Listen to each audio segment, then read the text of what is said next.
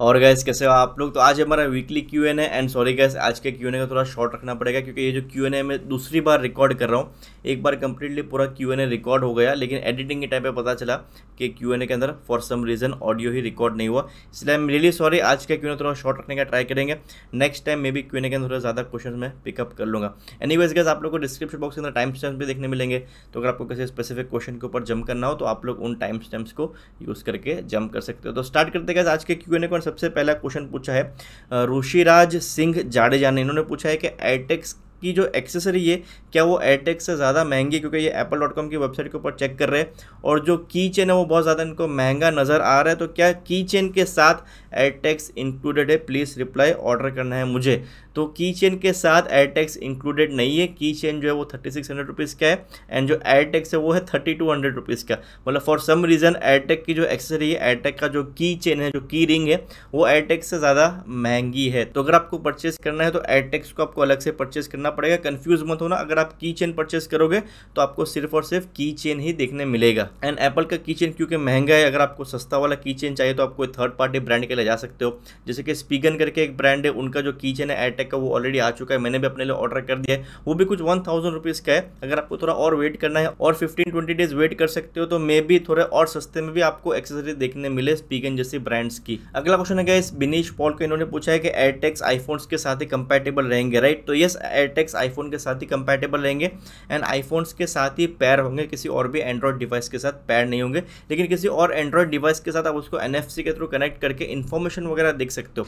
जैसे कि let's assume कि आपका जो एयरटेग है वो कहीं पे खो गया, आपकी कीज जो है वो कहीं पे खो गई एंड किसी एंड्रॉइड फ़ोन यूज़र को वो कीज़ मिलती है एंड अगर आपने लॉस्ट मोड अनेबल किया है फाइंड माई ऐप के अंदर एंड अपनी इन्फॉर्मेशन डाली है, अपना कॉन्टैक्ट डिटेल्स डाला है कि किसी भी पर्सन को मिलता है तो वो आपको कॉन्टैक्ट करे, तो वहाँ पे NFC किस तरह काम करेगा कि एयरटेक्स जैसे कोई एंड्रॉइड फ़ोन के पीछे लगाएगा जिसके अंदर NFC है तो ऑटोमेटिकली वो इन्फॉर्मेशन उनकी डिस्प्ले के ऊपर पॉपअप हो जाएगी कि ये एयरटेक्स स्पेसिफिक पर्सन का है और आपका जो मैसेज है वो भी डिस्प्ले हो जाएगा जो आप लॉस्ट मोड अनेबल करने के टाइम पे डालोगे।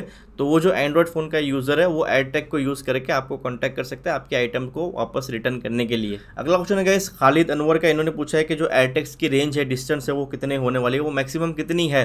तो एप्पल ने कोई भी टाइप का यहाँ पे अपनी वेबसाइट के ऊपर मेंशन नहीं किया कि एयरटेक्स की रेंज कितनी है। सो आई गेस जो ब्लूटूथ के मैक्सिमम रेंज होगी वही रेंज हम लोग को एयरटेक्स की देखने मिलेगी। लेकिन अगर आपके पास आईफोन 11 या उसके बाद का कोई भी आईफोन है जिसके अंदर अल्ट्रा वाइड बैंड चिपसेट है तो वो चिपसेट की मदद से जो लोकेशन ट्रैकिंग है एयरटेक्स का वो काफ़ी प्रिसाइसली होगा। मतलब U1 चिपसेट की मदद से 1 फीट की दूरी से भी आप अपने एयरटेक्स को ट्रैक कर पाओगे। मतलब एयरटेक्स को ट्रैक करना है तो 1 फीट तक आपको आपका जो आईफोन है वो लोकेशन ट्रैकिंग की मदद से ले जाएगा कि यहाँ पे एक्जैक्टली आपका एयरटेक पड़ा है, जो कि ब्लूटूथ से मे भी पॉसिबल नहीं होगा। लेकिन ब्लूटूथ से आपको रेंज थोड़ी वाइड मिलेगी क्योंकि U1 chipset ultra wide band spectrum use करता है, ये वाइड स्पेक्ट्रम है तो रेंज आपको यहाँ पे थोड़ी लिमिटेड मिलेगी। लेकिन लेट्स से कि अगर आप अपना एयरटेक्स कहीं पे खो देते हो, आप अपने आइटम को कहीं पे खो देते हो, लेट्स से कि आपकी की चेन है या तो आपका लगेज है वो आप कहीं पे खो देते हो, तो उसको आपको कैसे ढूंढना है? वो आपकी रेंज में तो होगा नहीं, वो आपके आईफोन की रेंज में तो होगा नहीं। तो वहाँ पे क्या किया है एप्पल ने कि उस एयरटेग के नज़दीक जो भी आईफोन यूज़र होगा तो आपका जो एयरटेग है वो एनोनिमसली एनक्रिप्टेड वे में अपना लोकेशन का डिटेल्स उस आईफोन के यूज़र को शेयर करेगा, iCloud के ऊपर अपलोड करेगा, जिसकी मदद से आपके फाइंड माई ऐप के अंदर आपको लास्ट लोकेशन मिलेगा कि आपका जो लास्ट लोकेशन है बैगेज का या एयरटेक्स का वो एक्जैक्टली कहाँ पे था। मतलब वो कम्प्लीटली एनक्रिप्टेड वे में काम करेगा ताकि जो सामने वाला आईफोन का यूज़र है उसका भी प्राइवेसी वायलेट ना हो और आपका भी प्राइवेसी वायलेट ना हो। मतलब आप लोग सोच सकते हो कि दुनिया भर में कितने सारे आईफोन्स है, तो अगर आपके आइटम कहीं पे खोती है, नज़दीक में कोई भी आईफोन के यूज़र्स होते हैं तो अगर ब्लूटूथ की रेंज के अंदर होते हैं तो आपका जो एयरटेग है वो उनको लोकेशन डेटा अपना सेंड करेगा एनक्रिप्टेड वे के अंदर। अभी एयरटेक्स को मैंने भी ऑर्डर कर दिया है, नेक्स्ट मंथ डिलीवर हो जाएंगे। प्री ऑर्डर के टाइम में थोड़ा लेट हो गया इसलिए डिलीवरी डेट मुझे थोड़ा लेट की मिल रही है, लेकिन जैसे एयरटेक्स आते हैं तो मेरे सबसे सारे क्वेश्चन जो है वो ज़्यादा बेटर वे में मैं आप लोगों को क्लियर कर पाऊंगा। अगला क्वेश्चन है गाइस मराठी मानस का। इन्होंने पूछा है कि स्टेबल वर्जन iOS 14.5 कब रिलीज होने वाला है। तो एप्पल के प्रेस नोट के हिसाब से एप्पल ने जो प्रेस नोट रिलीज की थी इवेंट के बाद वहाँ पे उन्होंने बताया था कि नेक्स्ट वीक iOS 14.5 का पब्लिक स्टेबल वर्जन आने वाला है। यहाँ पे कोई भी टाइप का एप्पल ने डेट मेंशन नहीं किया कि एक्जैक्टली कौन सी डेट को आने वाला है, लेकिन नेक्स्ट वीक इन्होंने मेंशन किया है। मतलब नेक्स्ट वीक कभी भी मंडे ट्यूसडे वेडनेसडे कभी भी आप लोगों को iOS 14.5 का पब्लिक स्टेबल वर्जन देखने मिल सकता है अपने आईफोन्स के ऊपर। अगला क्वेश्चन है गाइस चिन्मय कदम का। इन्होंने पूछा है कि iOS 14.5 का रिलीज कैंडिडेट इन्होंने इंस्टॉल्ड कर दिया है, अभी बेटा प्रोफाइल इनको डिलीट करना है, तो क्या iOS 14.5 का फाइनल अपडेट इनको देखने मिलेगा?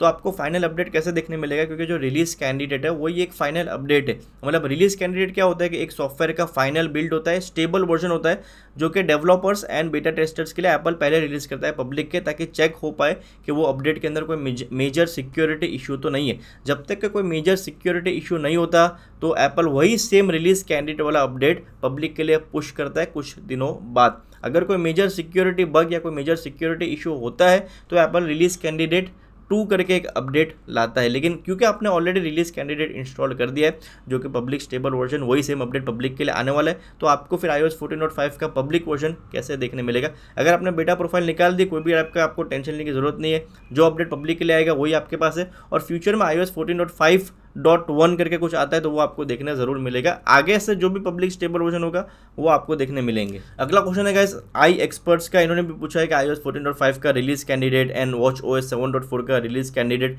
इनको अभी का भी इंस्टॉल करना है, क्योंकि इनको वेट नहीं करना। तो क्या बेटा प्रोफाइल डाउनलोड करने के बाद, अपडेट इंस्टॉल करने के बाद बेटा प्रोफाइल को निकाल देंगे तो फ्यूचर में सारे स्टेबल वर्जन के अपडेट्स देखने मिलेंगे।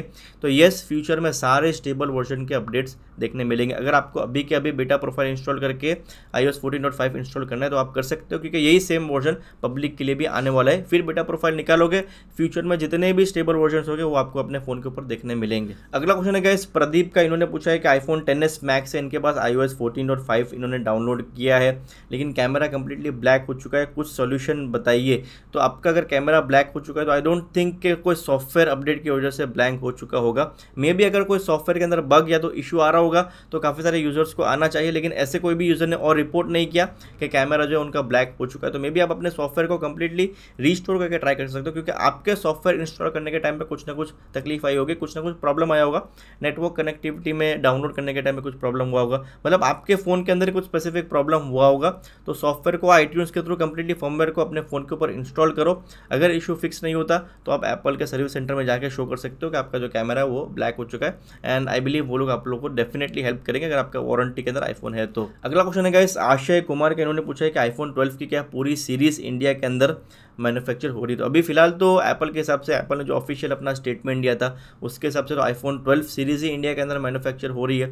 आईफोन 12 मिनी भी नहीं हो रहा, और आईफोन 12 मिनी की तो सेल्स भी काफ़ी ज़्यादा पुअर है, तो सेंस भी नहीं बनता कि एप्पल आईफोन 12 मिनी को इंडिया के अंदर बनाए। लेकिन प्रो और प्रो मैक्स के रिलेटेड भी अभी फिलहाल कोई लीक्स या रूमर्स या तो कोई भी ऐसी रिपोर्ट नहीं है जो कि सजेस्ट करी हो कि एप्पल वो फोन्स इंडिया के अंदर बना रहा है। तो अभी फिलहाल तो एप्पल आईफोन 12 ही इंडिया के अंदर मैन्युफैक्चर कर रहा है। अगला क्वेश्चन है गाइस मोहम्मद उमेर का, इन्होंने पूछा है कि iPhone 12 made in India market के अंदर कब आएगा और हम लोग को प्राइस ड्रॉप देखने कब मिलेगा।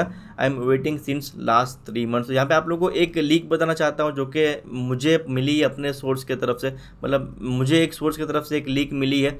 उसके हिसाब से फर्स्ट बैच जो आईफोन 12 मेड इन इंडिया का वो ऑलरेडी शिफ्ट हो चुका है, मतलब मार्केट के अंदर already iPhone 12 made in India आ चुके हैं। अभी क्योंकि ये फर्स्ट शिपमेंट है तो मे बी लिमिटेड फोन्स गए होंगे, कौन सी सिटीज़ में गए होंगे वो भी मुझे एक्जैक्टली आइडिया नहीं है, लेकिन सोर्स के हिसाब से मेड इन इंडिया आईफोन 12 जो है वो मार्केट के अंदर ऑलरेडी पहुंच चुका है।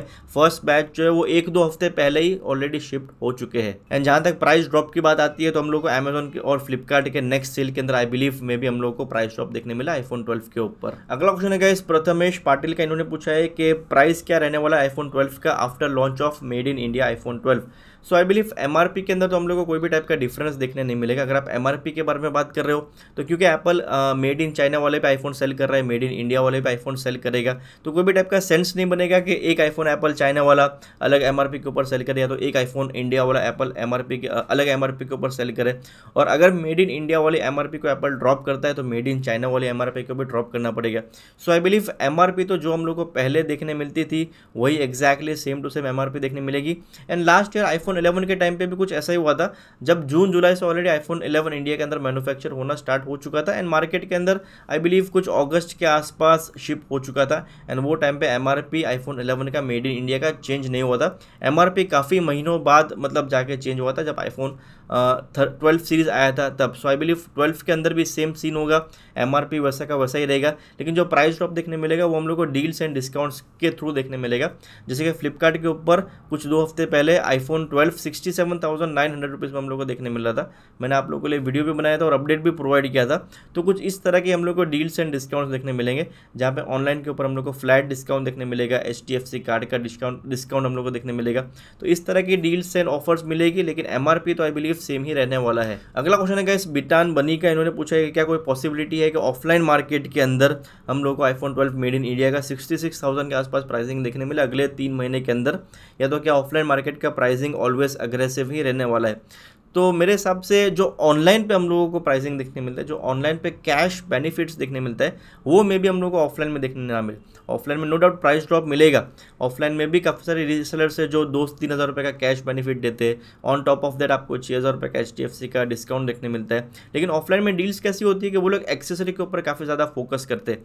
अभी भी काफ़ी सारे रीसेलर्स जो वो एक्सेसरी 8-10 हज़ार रुपये की फ्री में दे रहे। I believe may be made in India iPhone 12 के रिलेटेड ही ये सारे डील्स एंड ऑफर्स होंगे। आपको 10,000 की कई जगहों पे एक्सेसरी फ्री में मिल रही है, जहाँ पे वायरलेस चार्जर देखने मिलता है आपको, फिर टेम्पर्ड ग्लास फ्री में देखने मिलता है, फिर आपको चार्जर चाहिए तो वो भी अलग से फ्री में देखने मिलता है। तो इस तरह के आप लोग एक्सेसरी फ्री में देके ये लोग आपको डील्स एंड डिस्काउंट्स देंगे ऑफलाइन मार्केट के अंदर। आई थिंक ऑनलाइन जितना तो cash benefit I don't believe के ऑफलाइन के अंदर हम लोग को देखने मिलेगा। अगला क्वेश्चन है गाइस छोटे उस्ताद जी का, इन्होंने पूछा है कि मेड इन इंडिया में चार्जर मिलेगा क्या। तो मेड इन चाइना हो, मेड इन इंडिया हो, या तो मेड इन कहीं का भी हो, चार्जर एप्पल ने निकाल ही दिया है अपने आईफोन के बॉक्स के अंदर से, तो हम लोग को चार्जर कैसे देखने मिलेगा।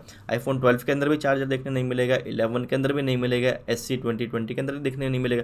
जो एप्पल आईफोन्स ऑफिशियली सेल करता है इंडिया के अंदर, उन आईफोन्स के अंदर हम लोगों को चार्जर देखने नहीं मिलेगा। अगला क्वेश्चन है गाइस HYD गेमिंग का, इन्होंने पूछा है कि 1 वीक पहले iPhone 12 Pro Max इन्होंने परचेज किया था, हॉटस्पॉट को कंटिन्यूसली ऑन रखना चाहते हैं, तो क्या परफॉर्मेंस या तो बैटरी के अंदर कोई भी टाइप का इनको कोई प्रॉब्लम आएगा या तो कोई इशू आएगा, क्योंकि इनके पास 2 डिवाइसेस है एंड प्राइमरी सिम कार्ड जो है वो आईफोन के अंदर है, तो कोई भी टाइप का कोई भी इशू नहीं आएगा। पर्सनल हॉटस्पॉट जब फीचर दिया हुआ यूज़ करने के लिए, तो आप पूरा दिन और रात भी इसको इस्तेमाल करोगे तो मेरे हिसाब से परफॉर्मेंस के अंदर कोई भी टाइप का दिक्कत नहीं आएगा।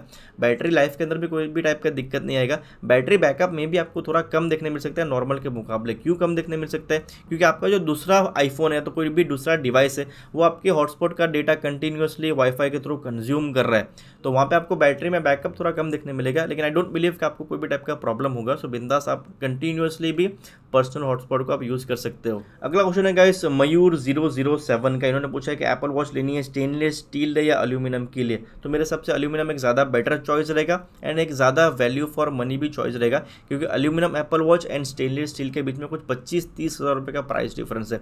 एंड ये प्राइस डिफरेंस के अंदर आपको कोई वॉच के अंदर नए फीचर्स तो देखने मिलते नहीं है। वॉच का जो इंटरफेस है, वॉच का जो OS है, वॉच का जो यूजेबिलिटी है, वॉच का जो ओवरऑल एक्सपीरियंस है, वो भी आपको सेम जो एल्यूमिनियम के अंदर देखने मिलता है वही आपको स्टेनलेस स्टील के अंदर भी देखने मिलेगा। बस आपको मटेरियल डिफरेंसेस देखने मिलेंगे, जैसे कि ये जो वॉच है एल्यूमिनियम की, उसके अंदर साइड्स जो है वो एल्यूमिनियम के है, मैट फिनिश में देखने मिलते हैं।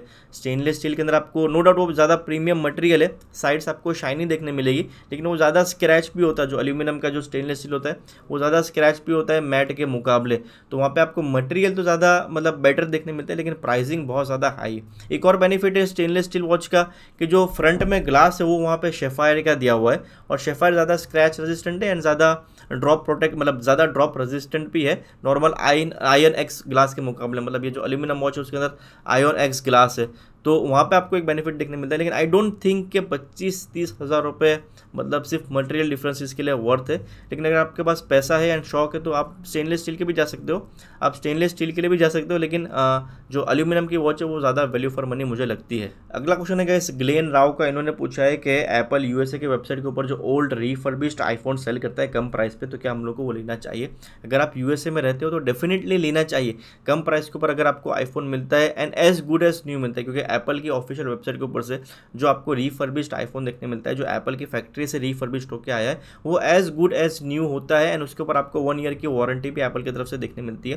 तो डेफिनेटली वो लेना चाहिए, क्योंकि वहाँ पे आपको काफ़ी अच्छा एक प्राइस ड्रॉप देखने मिलता है, काफ़ी अच्छा डिस्काउंटेड प्राइस के ऊपर आपको रिफर्बिश्ड आईफोन देखने मिलता है, जिसके ऊपर एप्पल खुद 1 साल की वारंटी प्रोवाइड करता है। तो क्यों आपको वो नहीं लेना चाहिए। तो अगर USA में रहते हो तो मैं डेफिनेटली वो रिकमेंड करूंगा आपके लिए। अगला क्वेश्चन है गाइस जितेंद्र वाक की तरफ से, एंड आप में से काफ़ी सारे लोग काफ़ी हफ्तों से पूछ रहे रहे हैं कि ये जो केस है आईफोन 12 प्रो मैक्स के ऊपर वो मैं कौन सा यूज़ कर रहा हूँ, तो ये मैं ESR का क्लासिक सीरीज़ का केस यूज़ कर रहा हूँ। इसको मैंने कॉम्बो के अंदर ऑर्डर किया था अमेजोन से, उस कॉम्बो का लिंक आपको डिस्क्रिप्शन बॉक्स के अंदर देखने मिल जाएगा।